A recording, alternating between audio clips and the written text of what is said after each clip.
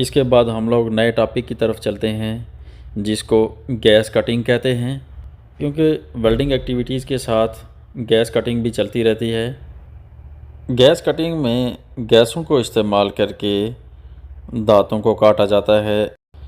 Normally दो गैसों का इस्तेमाल किया जाता है, ऑक्सीजन और इसके साथ कोई फ्यूल गैस होती है जो आग पकड़ती है। इसीलिए इस कटिंग को ऑक्सी फ्यूल कटिंग भी कहा जाता है, क्योंकि एक गैस ऑक्सीजन होती है और दूसरी कोई ना कोई फ्यूल गैस होती है जो आग को पकड़ती है, जो फ्लेमेबल होती है। ऑक्सीजन के अलावा जो फ्यूल गैस होती है गैस कटिंग में ज़्यादातर प्रोपेन, एसिटिलीन और नेचुरल गैस का इस्तेमाल किया जाता है। ऑक्सीजन फ्लेमेबल गैस नहीं है, बल्कि सिर्फ जलने के अमल में मदद देती है। आपको पता है कि ऑक्सीजन के बगैर जलने का अमल स्टार्ट ही नहीं होता। आग का शोला सिर्फ ऑक्सीजन की मौजूदगी में ही बनता है। इस गैस कटिंग के लिए सबसे पहले पीपीज़ देख लेते हैं। इसके लिए जो मिनिमम पीपीज़ रिक्वायर्ड होंगी, ये वही पीपीज़ होंगी जो आपने पीछे वेल्डिंग वाले चैप्टर में वेल्डर के असिस्टेंट के लिए आपने पीपीज़ देखी थी। मिनिमम वो पीपीज़ यहाँ गैस कटिंग के लिए जो बंदा गैस कटिंग कर रहा होगा वो मिनिमम वही पीपीज़ पहनेगा। सेफ्टी ग्लासेस के साथ फेस शील्ड भी पहनेगा और इसके जो ग्लव्स होंगे, जो वेल्डर्स के ग्लव्स थे, चमड़े के लंबे ग्लव्स, वही वाले ग्लव्स इसके होंगे। इसके साथ इसका जो लिबास होगा, जो इसका ड्रेस होगा, वो एफआरसी होना ज़रूरी है। इस एक्टिविटी के लिए भी 10 फुट के अंदर अंदर एक फायर एक्सटिंग्विशर होना चाहिए और नज़दीक में फायर वॉच भी होना चाहिए। इस एक्टिविटी के बाद भी 30 मिनट तक मिनिमम फायर वॉच उसी एक्टिविटी की लोकेशन पर मौजूद रहेगा। गैस कटिंग में दो गैसेस इस्तेमाल होती हैं, इसका मतलब है दो सिलेंडर्स होते हैं, एक ऑक्सीजन और एक फ्यूल गैस। कंप्रेस्ड गैसेस वाले चैप्टर में हम पढ़ चुके हैं कि ऑक्सीजन से फ्यूल गैस के सिलेंडर को हॉरिजेंटली मिनिमम 20 फुट दूर स्टोर करना है और वर्टिकली मिनिमम 5 फुट। लेकिन साइट्स पर प्रैक्टिकली ये मुमकिन नहीं होता कि हम इन दो सिलेंडर्स को इतना दूर रखें।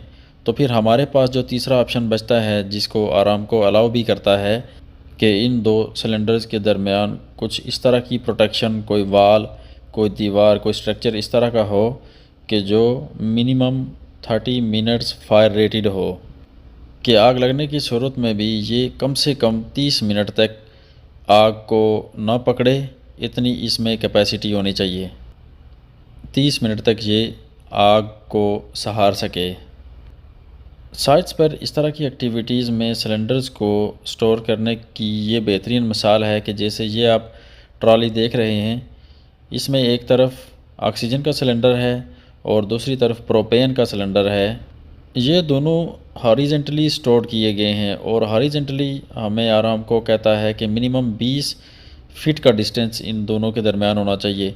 लेकिन जो दूसरा ऑप्शन बताया गया है उसके मुताबिक ये जो दोनों सिलेंडर्स के बीच में आपको ये दीवार नज़र आ रही है, ये लोहे की है वैसे भी, और ये इतनी कैपेसिटी ज़रूर रखती है कि कम से कम 30 मिनट तक ये आग को सहार सकती है।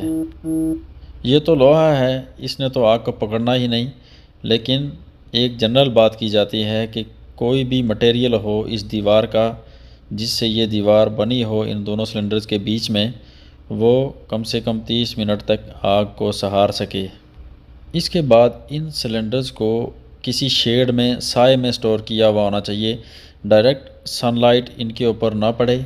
साइट्स पर इन सिलेंडर्स को धूप से बचाना काफ़ी मुश्किल होता है, क्योंकि बार बार इनको एक जगह से दूसरी जगह मूव करना पड़ता है।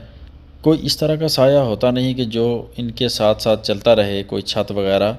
लिहाजा कम से कम इतना ज़रूर होना चाहिए कि आप फायर ब्लैंकेट को ही इन सिलेंडर्स के अराउंड अच्छी तरह से ढाँप लें ताकि ये डायरेक्ट सनलाइट से बच जाएं। जिस किसी भी जगह इन सिलेंडर्स को स्टोर किया गया हो उसका टेम्परेचर 54 डिग्री को क्रॉस ना करे, इसके अंदर अंदर होना चाहिए। एक और ज़रूरी चीज़, ये जो दोनों गैसों की तरफ आपको ये कलरफुल डब्बा सा लगा हुआ नज़र आ रहा है, इसको नेफ्पा डायमंड कहा जाता है। इस डब्बे के अंदर मज़ीद छोटे छोटे जो 4 डब्बे हैं और मुख्तलिफ़ रंग हैं और कुछ फिगर्स भी लिखे हुए हैं। इस हर रंग का और हर फिगर का कुछ ना कुछ मतलब है।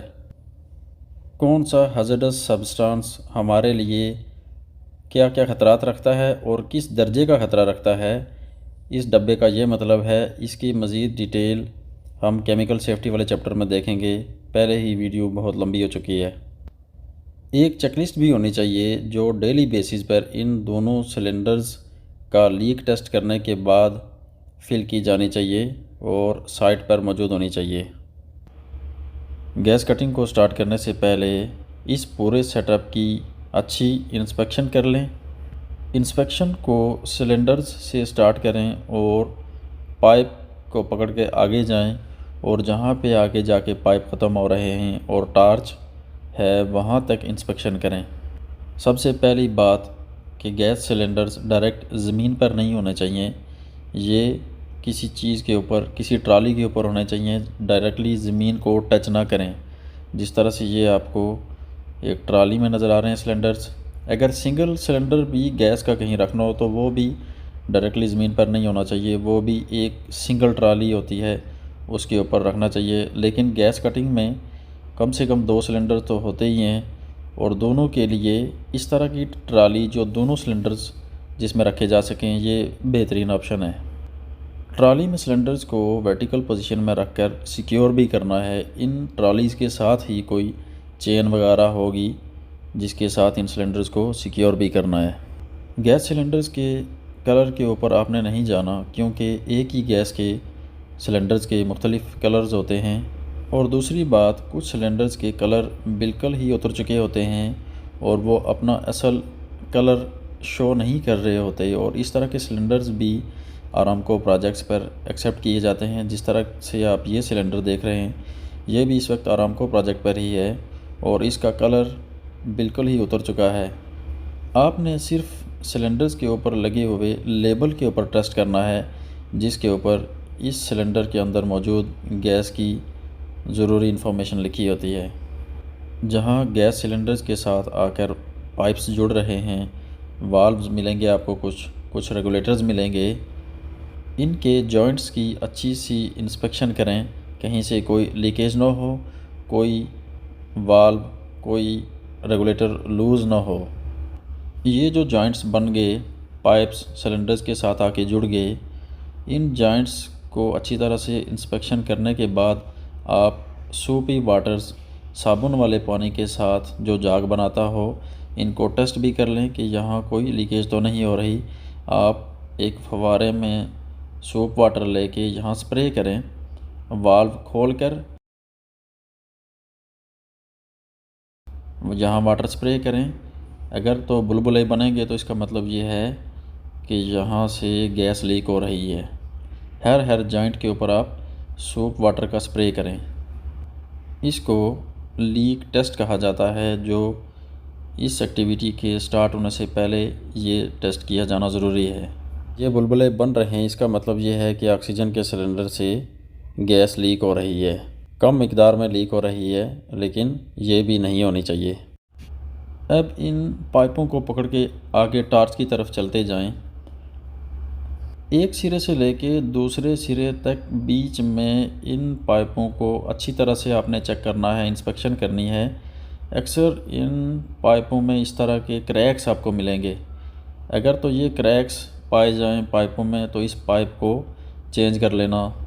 सब्ज़ कलर का जो पाइप होगा, इसका मतलब ये है कि वो ऑक्सीजन वाला पाइप है, और जो दूसरा पाइप होगा अमूमन उसका कलर सुर्ख होता है और वो उस गैस के साथ लगाया जाता है जो आग पकड़ती है। एसिटिलीन, प्रोपेन, एलपीजी, जो भी गैस होगी, ये रेड कलर का पाइप उसके साथ लगेगा। और याद रहे कि ये पाइप्स गलत नहीं लगाने, ग्रीन वाला फ्यूल गैस वाले सिलेंडर के साथ नहीं लगाना, सिर्फ ऑक्सीजन के साथ ही ग्रीन लगाना है, और रेड वाला ऑक्सीजन के साथ नहीं लगाना, सिर्फ फ्यूल वाले सिलेंडर के साथ ही लगाना है।